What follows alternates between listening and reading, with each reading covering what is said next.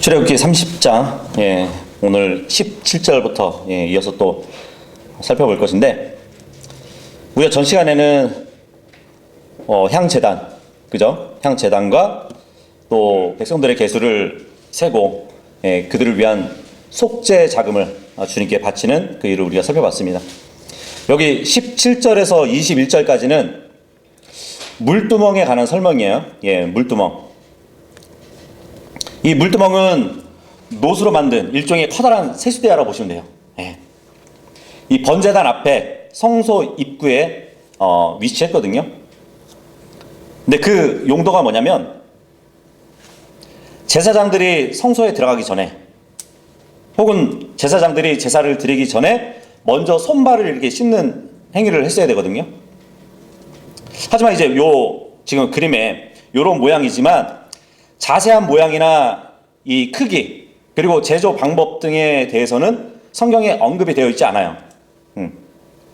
어쨌든 제사장들이 여기 이 물두멍에서 손발을 씻는 행위가 있었는데, 그것을 의미하는 것은 1차적으로 하나님께 나아가거나 또 제사의식을 집전하기 전에 사막에 흙이 많았단 말이에요, 당시에. 그래서 먼지로 더럽혀진 그 손과 발을 깨끗이 씻는 그 일을 하는 것이었어요.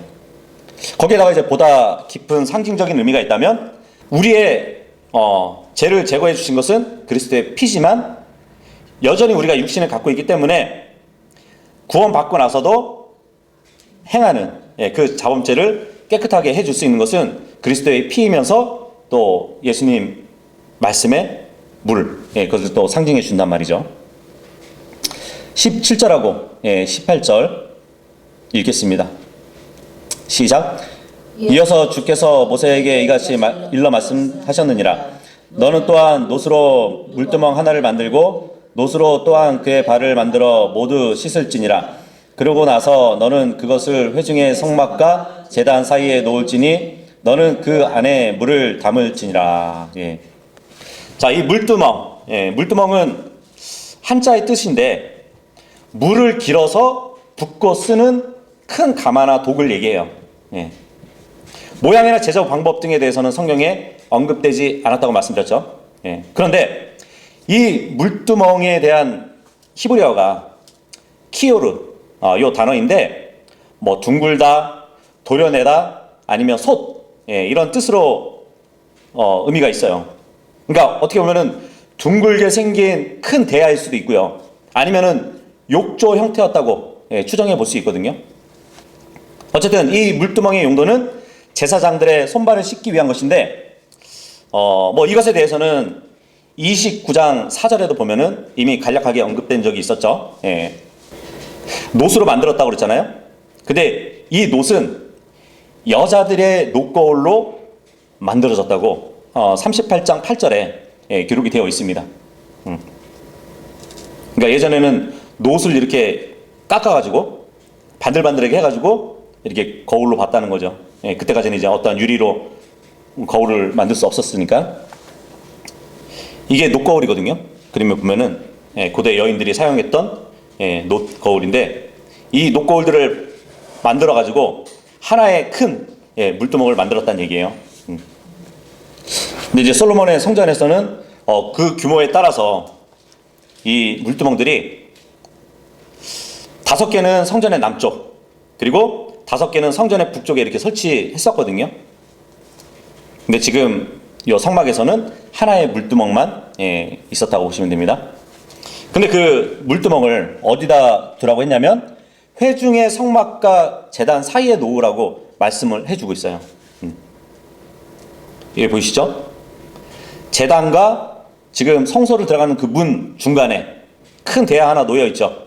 이 중간에 있었다는 얘기예요. 근데 유대 랍비들의 말에 의하면 일직선으로 이렇게 있지는 않았다고 그래요. 왜냐면은 일직선으로 두면은 성소에 들어가기가 좀 힘들잖아요. 그래서 약간 남쪽으로 비껴가지고 물두멍을 두었다고 그렇게 말을 하기도 합니다. 그 물두멍이 회중의 성막 중앙에 딱 위치하면은 제사장이 성소를 출입할 때 방해가 되잖아요. 그래서 살짝 옆으로 옮겨진 그 위치에다가 두었다고 말들을 한단 말이죠. 19절. 읽겠습니다. 시작. 이는 아론과 그의 아들들이 그들의 손과 그들의 발을 거기서 씻을 것이기 때문이라. 예. 보통 이제 물로 몸을 씻는 것은 고대의 일반적인 종교 의식이기도 했었어요. 물론 죄를 씻어낸다는 상징적인 의미를 지닌 그 행동이라고 볼 수도 있는데, 먼지와 흙으로 더러워지기 쉬운 그 광야 지대에서 실제적인 의미를 갖는 행동이었다고 볼 수 있겠죠. 그런데 광야에서는 물이 굉장히 귀하잖아요. 그렇지 않나요? 그런데 그 광야 지대에서 매번 제사를 드리기 전에 손과 발을 씻는다는 것은 생각처럼 그렇게 쉬운 일은 아니었어요. 그죠? 상당한 수고가 따라야 됐단 말이죠. 광야의 물이 여기저기 막 있는 것이 아니라 멀리 있었을 수도 있거든요. 근데 그 물을 뜨러 이렇게 왔다 갔다 했다는 그 수고가 굉장했을 거라는 얘기죠. 그래서 그것으로 볼 때 하나님에 대한 그 예배와 제사는 그 준비 단계부터 벌써 노력과 정성이 따라야 된다는 것을 말해주고 있단 말이죠. 레위기 16장 4절에 보면은 처음에 씻을 때는 이제 온몸을 다 씻었다고 기록되어 있어요. 그리고 그 다음부터는 몸을 씻는 의식은 손과 발을 씻으면 되는 것이었어요. 처음에는 온몸을 씻었고 그 다음부터는 손과 발만 씻으면 됐다는 얘기예요. 근데 이것을 잘 생각해 보면은 예수님이 제자들의 그 발을 씻어줄 때 모습과 비슷하지 않나요? 예수님이 그런 말씀을 하시잖아요. 이미 씻겨진 자는 그의 두 발 말고는 씻을 필요가 없으니 오히려 몸 곳곳이 깨끗하니라. 예, 이 말씀을 해주셨잖아요. 마찬가지로 제사장들도 물두멍에 처음에는 온몸을 다 씻었고 그 다음부터는 손발과 씻을 필요가 없었다고 기록이 되어 있단 말이에요. 근데 또 이것을 우리가 영적으로 또 적용해 보자면 오늘날 성도들도 영 안에서 또 진리 안에서 주님께 경배를 드리기 위해서는 온갖 죄의 오염으로부터 깨끗하게 되어야 할 필요가 있단 말이죠. 그래서 그리스도의 말씀의 생명수로 매일 씻어야 한다는 그 사실을 교훈해 주고 있습니다. 예.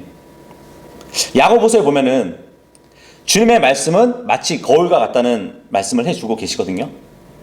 근데 우리가 조금 아까 봤듯이 이 물두멍은 무엇로 만들어졌냐면 여인들의 거울로 합쳐져 가지고 만들어졌다고 말씀드렸잖아요. 그런 것처럼 말씀은 자신을 비추는 거울과도 같아요. 근데 제사장이 손발을 씻기 위해서는 몸을 이렇게 구부리는데 몸을 구부리는 동안에는 자신의 얼굴이 거울로 이렇게 반사가 됐단 말이에요. 예, 그죠? 그런 것도 우리가 볼 수 있겠네요. 20절 읽겠습니다. 시작. 그들이 회중의 성막 안으로 들어갈 때 그들은 물로 씻을지니 그들로 하여금 죽지 않게 하려 함이라. 또는 그들이 죽게 불로써 드려지는 제물을 태우려고 곧 섬기려고 제단에 가까이 올 때 씻을지니라. 예. 비록 제사장이라 할지라도 부정한 몸으로 하나님께 나아가면은 그것은 하나님의 거룩하심을 침범하게 되는 것이에요. 그렇기 때문에 죽임을 당한다고 지금 말씀을 해주고 계십니다. 그래서 제사장은 물로 씻겨지고 정결케 된 후에 비로소 하나님께 나아갈 수 있었다는 것이에요. 이와 관련해 가지고 구약에 보면은 이사야를 우리가 떠올리지 않을 수 없는데 이사야 대언자도 자기 입술이 부정한 채 하나님 앞에서 망하게 되어버렸다고 그런 고백을 했었거든요. 그래서 이사야서 6장 5절에서 7절에 보면은 이사야가 내 입술이 너무 부정해서 하나님 앞에서 죄스럽다고 느껴지고 있을 때 하늘의 영적 존재인 스랍이 제단에서 부집게로 불씨가 살아있는 수출을 딱 들어가지고 이사야의 부정한 입에 딱 닿게 해가지고 그 죄를 깨끗하게 하는 장면이 있거든요. 마찬가지로 우리 성도들도 다 제사장들이기 때문에 만약 죄에 완전히 장악이 되어 있음에도 불구하고 회개하지 않고 주님께 나아가면 사망에 이를 수도 있어요. 예. 그래서 신약 성경에 보면은 사망에 이르는 죄가 있다고 기록이 되어 있다는 거 아세요? 21절 읽겠습니다. 시작. 그렇게 하여 그들은 그들의 손과 그들의 발을 씻을지니 그들로 하여금 죽지 않게 하려 함이라. 그리하면 그것은 그들에게 곧 그와 그의 씨에게 그들의 세대들에 걸쳐 영원토록 규례가 되리라. 예. 한 번 더 언급하고 있죠.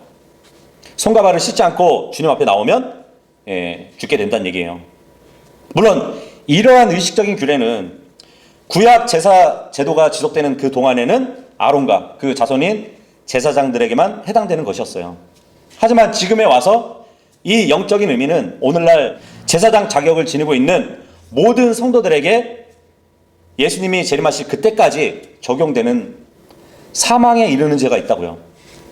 그래서 요한일서 5장 16절에 보면은 누구든지 자기 형제가 사망에 이르지 않는 죄를 짓는 것을 본다면 그는 하나님께 구할지니 그리하면 그분께서 사망에 이르지 않는 죄를 지은 자들을 위하여 그에게 생명을 주시리라. 사망에 이르는 죄가 있으나 나는 그가 그것을 위하여 기도해야 한다고 말하지 아니하노라. 모든 불의가 죄니라. 그런데 사망에 이르지 아니하는 죄가 있느니라. 물론 지금 우리가 읽어본 요한일서 5장 16절의 말씀은 사망에 이르는 죄를 구원을 잃어버리는 죄라고 하던가 지옥으로 이르는 죄라고 해석하면 안 되는 것이에요. 문자 그대로 사망은 곧 죽음을 얘기합니다. 고린도전서 11장 30절에 보잖아요. 그러면은 질병이나 죽음이 죄의 결과라는 사실도 가르쳐주고 있어요. 로마서 8장 13절에 보잖아요. 너희가 육신을 따라 산다면 너희는 죽을 것이지만 만일 너희가 성령을 통하여 몸의 행실들을 죽이면 너희는 살리라. 이렇게 말씀을 하고 있습니다. 그러니까 말 그대로 육신이 죽는 죄가 있다는 얘기예요.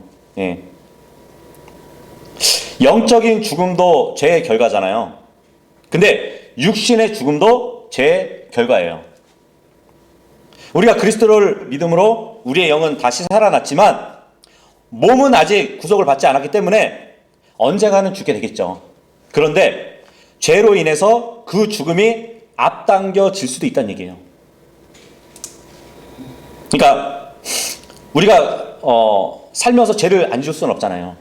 하지만 그 죄를 회개하지 않고 계속해서 버팅기면은 주님이 죽음을 주실 수 있다는 얘기예요. 예를 들면은 고린도전서 5장 5절에 보잖아요. 거기 보면은 아버지의 아내를 범한 아들에 대한 기록이 있어요. 사도 바울이 그 사람에 대해서 뭐라고 말하는지 아세요? 육신의 멸망을 위해서 사탄에게 넘겨주라고 기록하고 있어요. 왜냐하면은 아버지의 아내를 범해놓고 해결하지 않는 것이에요. 계속해서. 그래서 사탄에게 넘겨주어서 그 몸은 멸망을 당하더라도 나중에 그 영은 구원받도록 하라고. 행음 자체가 아니라 그 죄를 회개하지 않기 때문에 사망에 이르는 죄가 있다는 얘기예요. 그리고 디모데전서 1장 19절하고 20절을 보잖아요.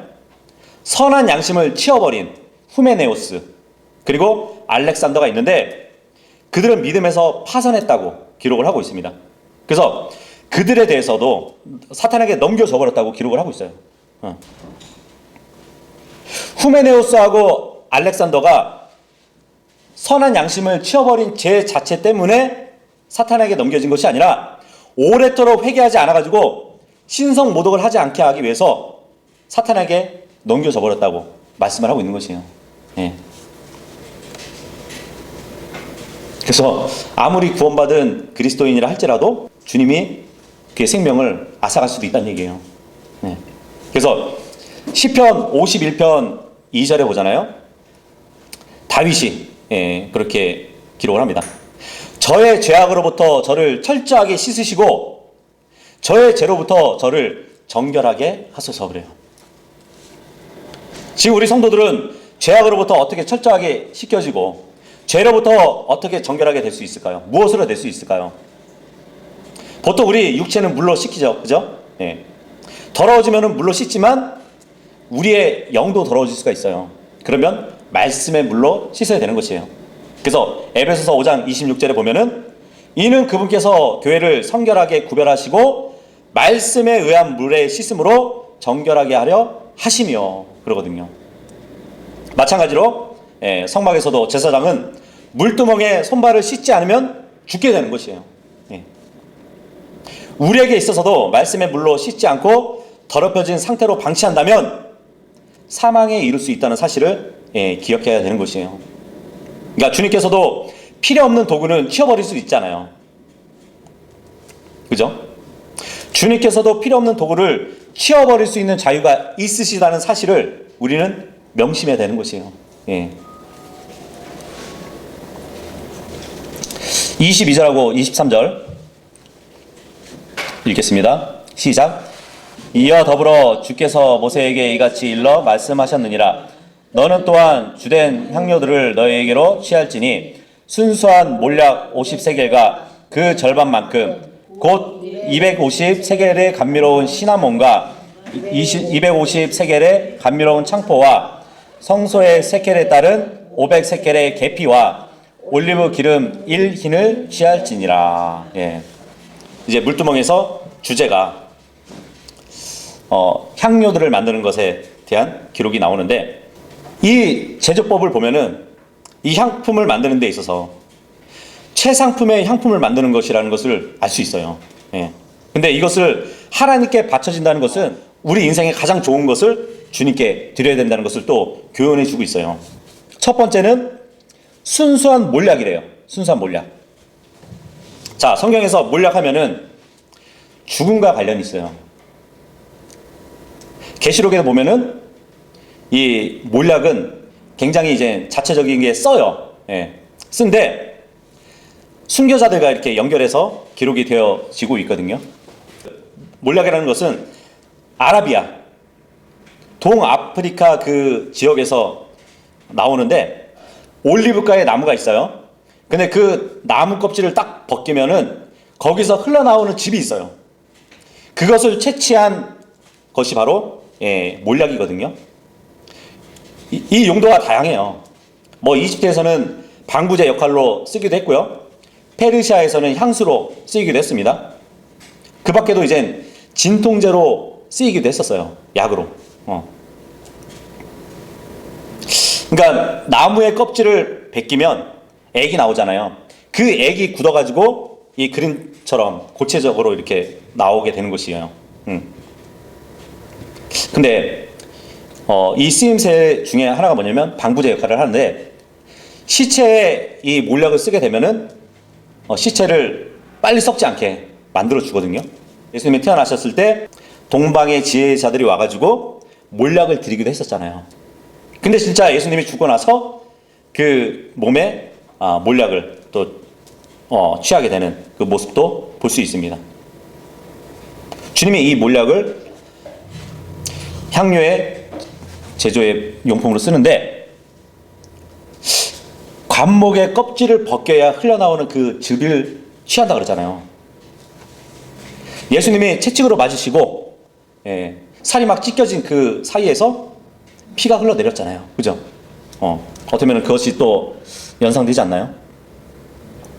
그 주님의 피의 향기, 그것을 상징해 준다고 또 볼 수 있겠죠. 자, 그리고 두 번째로 향료에 쓰일 재료가 뭐냐면 시나몬이에요. 시나몬. 이거는 이집트나 팔레스타인뿐만 아니라 뭐 그리스, 아라비아에도 매우 귀중하게 취급되던 희귀한 향품이라고 보시면 됩니다. 월계수와 같은 그 나무의 껍질에서 채취한 것이에요. 이것은 껍질을 벗기지 않고 그 껍질 자체에서 채취된 것이란 말이에요. 예수님이 하나님이시지만 인간의 몸을 입고 오셨잖아요. 사람을 또 표현해 주는 게 나무거든요. 예수님은 인성으로 오셨는데 그 인성으로 오신 예수님의 향기를 또 이렇게 보여주기도 합니다. 특히 이 시나몬이라는 것은 여인들이 자기 방에 향을 이렇게 피우게 해서 자기 방에 향기를 내게 하는 그 일종의 향품으로 쓰였단 말이죠.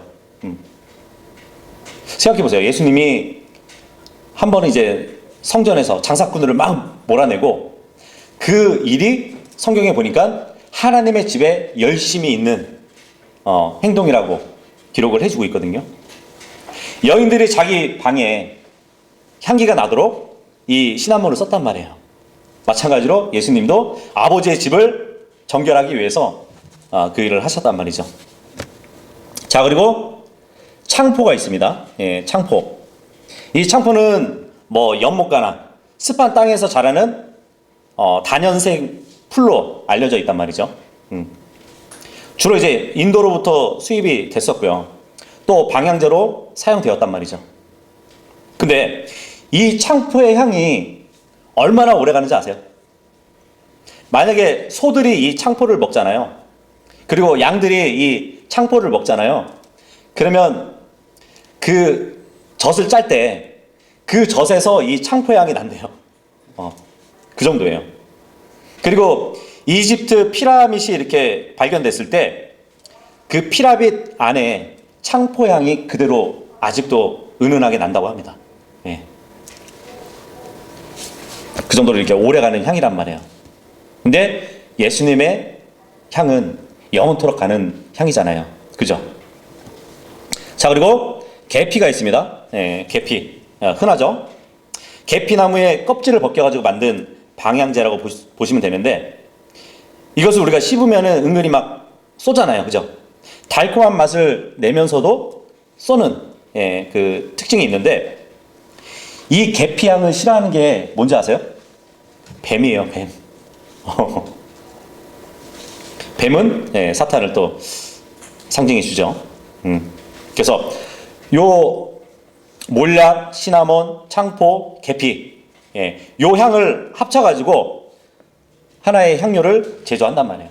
그래서 이 감미로운 향료들은 예수 그리스도와 관련이 있습니다. 25절 읽겠습니다. 시작.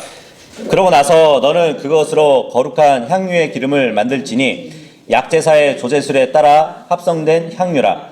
그것은 기름 부음에 사용하는 거룩한 기름이 되리라. 예. 이 향유는 기름 부음을 위해서 이 기름을 만들라고 말씀을 해주고 있는데, 기름 한 흰, 오늘날 도량형으로 보면은 약 3.67리터라고 보시면 돼요. 예. 몰약과 계피가 각각 5.7kg, 그리고 시나몬과 창포가 각각 2.9kg씩 필요했다고 합니다. 뭐 자세한 제조법은 알 수 없지만 유대인의 전승에 따르면은 각 이 향유의 진액만을 추출해 가지고 올리브 기름을 정교하게 이렇게 배합해 가지고 만들었다고 하고 있어요. 그래서 이렇게 혼합해 가지고 만든 이 기름은 두 가지 목적을 위해서 만들었거든요. 첫 번째 목적은 성막에 있는 기물들, 물론 성막을 포함해 가지고 성막에 있는 기물들의 기름을 붓기 위해서 이렇게 만들었다는 얘기예요. 성막에도 기름을 붓고 다른 기물들에도 이렇게 기름을 부으면 하나님 앞에서 지극히 거룩해져 가지고 하나님을 위해서 섬기는데 합당한 기물들이 되는 것이에요. 그리고 기름의 둘째 목적이 뭐냐면 제사장에게 기름을 붓기 위함이에요. 사람 머리에 붓는 것이죠. 주님의 말씀대로 뭐 성막과 그 기물들의 기름을 부으면 하나님을 섬기기에 합당한 것처럼 이 제사장에게도 기름 부음이 있게 되면은 제사장도 하나님 앞에서 거룩한 일을 수행할 수 있게 되는 것이에요. 근데 이 두 가지 용도 외에는 사용하지 말라고 성경은 말씀하고 있거든요. 물론 이제 주님께서 만들라고 이 명령하신 이 기름은 만들기도 어렵고 만드는 비용도 많이 들었어요. 그래서 우리가 주님께 받아주시는 그 섬김을 위해서도 어떻게 보면은 이러한 노력도 필요하다는 것을 또 알려주고 계십니다. 26절에서 28절 읽겠습니다. 시작. 그러고 나서 너는 그것으로 회중의 성막과 증언의 법궤에 기름을 부을지니 식탁과 그의 모든 기물들과 등잔대와 그의 기물들과 분향 제단과 번제물의 제단과 더불어 그의 모든 기물들과 물두멍과 그의 발에 기름을 부을지니라. 그리하여 너는 그것들을 성결하게 구별할지니 그것들로 하여금 지극히 거룩하게 되도록 하려 함이라. 무엇이나 그것들에 닿는 것은 거룩해지리라. 예. 26절에서 29절은 이제 거룩한 그 기름을 성막의 기구에 붓는데, 이것은 모두 하나님의 일을 위해서 구별된 것으로 더 이상 세속적인 용도로 사용되어져서는 안 되고 오직 거룩한 목적을 위해서만 사용되어야 한다는 것을 상징적으로 이렇게 보여주고 있는 것이에요. 자, 여기 보니까 회중의 성막과 증언의 법궤에 기름을 부을지니, 이 말씀을 하고 있죠. 성막 본체에도 기름을 붓고, 보통 우리가 회중의 성막이라는 명칭으로 부르고 있는데, 이 회중의 성막이라는 것은 주님께서 모세와 이스라엘을 만나 주셨기 때문에 붙여진 이름이라고 보시면 돼요. 예. 근데 지금 우리가 본문에 봤듯이 회중의 성막과 증언의 법궤에 기름을 부을지니 하는 것으로 봤을 때는 기름 부음의 순서가 회중의 성막이 먼저고 그 다음에 법궤인 것처럼 보이잖아요. 그죠? 근데 레위기 8장 10절하고 12절 보면은 성막의 물품들이 먼저 기름 부음을 받아야 했고요. 그 다음에 성막 자체, 이 순서로 이렇게 기름 부음을 받았다는 것을 기록해 주고 있습니다. 그리고 마지막에 제사장들의 머리에 기름 부음이 있었는데, 이러한 순서가 레위기에 기록되어 있어요. 30절 읽겠습니다. 시작. 그러고 나서 너는 아론과 그의 아들들에게 기름을 붓고 그들을 성별시킬지니 그들이 제사장직으로 나를 위하여 섬기게 하려 함이라. 네. 아론이나 그의 아들들 역시 죄 있는 인간들 중에 하나거든요. 그럼에도 불구하고 선택된 자들이기 때문에 기름을 부어가지고 의식적인 정결을 할 필요가 있었다는 얘기예요. 그래서 기름을 붓고 하는 이 행위는 성막에서 하나님의 일을 위해서 사용되는 그 기구들 그리고 사람들 모두 하나님의 것으로 거룩하게 구별되었다는 것을 선포한다고 말씀드렸습니다. 31절 32절 읽겠습니다. 시작. 그런 다음에 너는 이스라엘 자녀들에게 이같이 일러 말할지니라. 이것은 너희 세대들에 걸쳐 나를 위해 기름 부음에 사용하는 거룩한 기름이 되리라. 그것이 사람의 살에 부어지게 하지 말지니 너희는 그것의 구성을 따라 그것과 같은 다른 어떤 것도 만들지 말지니라. 그것이 거룩하니 그것은 너희에게 거룩하게 되리라. 예. 그러니까 하나님께서는 거룩한 기름을 이스라엘 대대로 제사장들을 성별하게 해주는데 사용해야 되고 일상생활에서는 사용하지 말라고 말씀을 해주고 있어요. 보통 이제 향유하면은 사실 일상생활에도 사용되어진단 말이죠. 에스겔서 23장 41절에 보면은 잔치 때에 그리고 연회 때에 사람들이 나아갈 때 그 향유로 자기 몸을 치장하고 나가게 되잖아요. 그죠? 그리고 역대하 16장 14절이나 21절 29절에 보면은 장례식 때에도 사용되어진다는 것을 알 수 있어요. 물론 이제 시체에 그 향품을 사용하기도 하겠죠. 그래서 일상생활에도 사용되어졌던 이 향유를 정말 주님을 위해서 만든 그 향유를 가지고 사용하고자 하는 그런 유혹이 있을 수도 있었을지 모르겠어요. 하지만 이 거룩하게 구별된 기름은 오직 하나님의 일을 위해서만 쓰여지라고 말씀을 하고 있단 말이죠. 다른 목적으로 사용돼서는 안 된다고 말씀해주고 있습니다. 그래서 이 신성하고 거룩한 기름을 보통 기름처럼 사용해서는 안 되고 오히려 신성한 용도로 사용되어지기 위해서 비축하도록 명령하고 있는 것이에요. 여기 보니까 본문에 그 기름은 너희에게 거룩하게 되리라 이 말씀을 해주고 있죠. 그러니까 기름 자체가 거룩하기 때문이 아니라 하나님이 그것을 거룩하다고 인정하셨기 때문에 그 기름이 거룩히 된 것이에요. 뭐 다르게 말하면 하나님께서 기름에 거룩한 의미를 부여하셨기 때문에 그 기름이 거룩해졌다는 얘기예요. 마찬가지로 우리 죄인도 의로워졌다는 것은 우리 본성이 의롭기 때문에 의로워진 것이 아니에요. 그죠? 하나님이 의롭다고 인정해 주셨기 때문에 우리는 그 정당함을 입증받았기 때문에 의로워진 것이에요. 그죠? 33절 읽겠습니다. 시작. 누구든지 그와 같은 어떤 것을 합상하는 자는, 누구든지 그것을 타국인들에게 조금이라도 바르는 자는 심지어 그의 백성에게서 끊어지리라. 예. 자, 하나님이 제조법을 말씀드렸고 또 이제 그 사용법을 말씀드렸는데, 그것을 다르게 하는 자는 백성에게서 끊어지게 만드신대요. 구약시대는 하나님께서 백성들을 개개인으로 다루지 않고 거룩한 한 백성으로 다루시거든요. 그럼에도 불구하고 주님의 명령을 어기는 자가 있다면 이스라엘 백성에게서 끊어져 버리게 만드신대요. 예. 보통 성경에서 cut off, 예, 이것은 구원을 잃어버린다는 의미가 아니라 공동체에서 떨어져 나가는 것을 의미하는데 사용되진 영어 단어거든요. 그러니까 이스라엘 백성은 이미 하나님께서 약속의 땅으로 인도하실 백성들이잖아요. 그죠? 그 언약을 지켜주실 백성들이란 말이에요.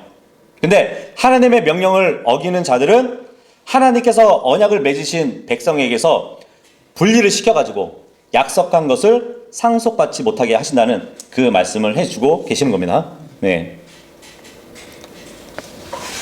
뭐 지옥 간다는 얘기가 아니에요. 예. 가나안 땅에 이르기까지 이끌어주지 못하고 그 중간에 탈락하게 만드신다는 얘기예요. 34절 읽겠습니다. 시작. 이어서 주께서 모세에게 이같이 말씀하셨느니라. 감미로운 향료들과 소합향과 마노껍질과 풍자향을 너에게로 취하라. 이 감미로운 향료들을 순수한 유황에 섞어 각각이 같은 무게가 되게 할지니라. 예. 이 감미로운 향료들을 또 만드는 명령을 해주고 계시는데, 이것은 향수들을 만드는 것이에요. 향수. 예. 이 향수를 만드는 데 있어서 필요한 것이 뭐냐면 소합향이래요. 소합향. 그러니까 몰락에서 추출한 기름은 아니고 보통 팔레스타인이나 인도에서 나는 어떤 나무의 진액을 채취해가지고 만든 것이라고 보시면 됩니다. 예. 그리고 마노 껍질이 있어요. 예. 마노 껍질은 인도나 이제 홍해 연안에 있는 갑각류 껍질로 만들어진 향품이라고 보시면 돼요. 조개 같은 건데, 예. 이것을 이렇게 빻잖아요. 빻게 되면은 가루가 되잖아요. 그것을 태우면은 향이 나는 갑각류 껍질이 있어요. 그리고 풍자향이 있습니다. 예. 이 풍자향은 아라비아에서 자라는 어떤 관목을 이렇게 베어낼 때 그 안에서 나오는 수지로 만든 향품이라고 보시면 돼요. 예. 뭐 해독제로 이렇게 쓰이기도 했다고 합니다. 그리고 유황이 있습니다. 유황. 예. 올리브가에 속하는 나무에서 채취한 진액, 그러니까 송진을 이렇게 모아가지고 만든 향기로운 향품이라고 보시면 됩니다. 예. 근데 이것들을 다 각각이 같은 무게로 만들래요. 4분의 1씩 해가지고 만든 것이에요. 이렇게 똑같은 분량으로 나누어서 배합하려면 정밀한 측정기가 있어야 이것을 또 똑같이 배분을 할 거 아니에요. 그 무게를. 그래서 이 향수를 만드는 데 있어서도 세밀한 작업이 필요했다는 것이에요. 그래서 하나님을 섬기는 일에 있어서도 정말 정성과 어떤 노력이 요구될 수 있다는 것을 또 말씀해 주고 있습니다. 35절 읽겠습니다. 시작. 그런즉 너는 그것으로 향수를 만들지니 약제사의 조제술에 따라 알맞게 한데 섞인 순수하고 거룩한 조제된 향수를 만들지니라. 예. 자, 여기 보니까 약제사의 조제술에 따라서 그러니까 아무나 만들 수 있는 것이 아니라 요 특별한 기술을 가진 약제사가 만들 수 있었다고 얘기해 주고 있는데, 그만큼 정확하게 만들어야 되는 것이에요. 정확한 수치에 따라서.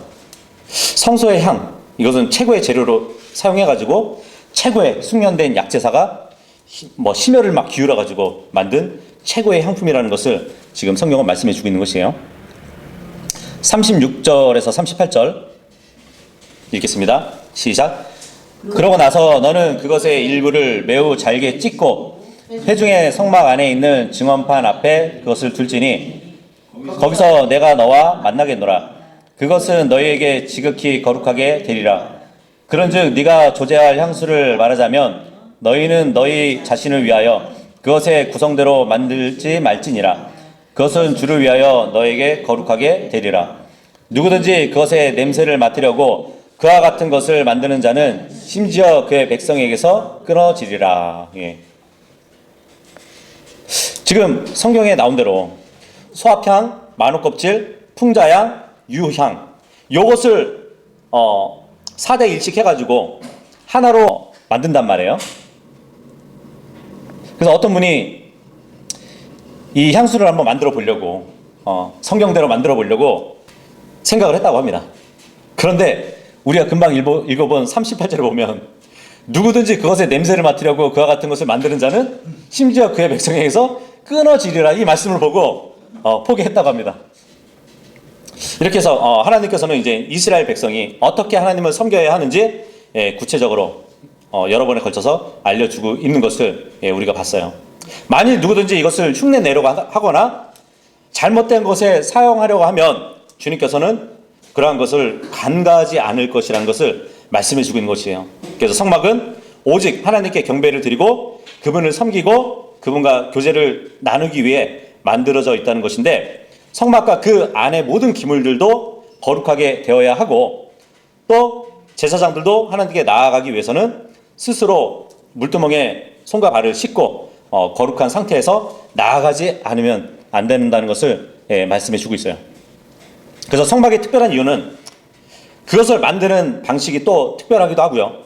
그 안에 기물들이 고가였기 때문에 하나님께서 인간과 만나기로 지정하신 그 곳에 쓰여지는 그 기물들은 또 특별했다고 볼 수 있는데, 그러한 것들이 일상적인 곳에서도 똑같은 모양을 갖추고 있다 할지라도 그것을 세속적인 어떤 오락을 위해서나 아니면 죄를 짓는 장소에서 사용한다면 하나님을 모독하는 것이라고 말씀해 주고 있는 것이에요. 그래서 우리도 하나님께 나아갈 때 하나님이 거하시고 우리와 함께 교제를 나누시는 그 곳에 있기 위해서는 스스로 거룩해야 된다는 것을 말씀해 주고 있는 것이에요. 고린도전서 3장 16절의 말씀 보시면 너희가 하나님의 성전인 것과 너희의 영께서 너희 안에 거하시는 것을 너희가 모르느냐. 누구든지 하나님의 성전을 더럽힌다면 하나님께서 그를 멸하시리라. 이는 하나님의 성전은 거룩하고 너희는 그 성전이기 때문이라, 이 말씀을 해주고 계시는데, 구약 때의 성막에서 주님을 섬겼던 그 기물들 그리고 제사장들 거룩히 구별되어서 주님을 섬겼던 것처럼 지금은 우리가 주님의 성전이란 말이에요. 그렇기 때문에 우리도 거룩해져야겠죠. 우리도 하나님을 섬기기 위해서는 하나님께 바쳐진 자들이라면 그리스도의 피로 이미 거룩하게 되었지만 그럼에도 불구하고 하나님과의 영적인 교제를 늘 가질 수 있도록 그 거룩함을 유지해야 되는 것이에요. 그래서 오늘 출애굽기 30장은 하나님과의 친교에 있어서 순결함을 강조하듯이 우리도 늘 거룩한 삶을 지속하면서 하나님과의 교제를 이룰 수 있는 모두가 될 수 있기를 바라겠습니다.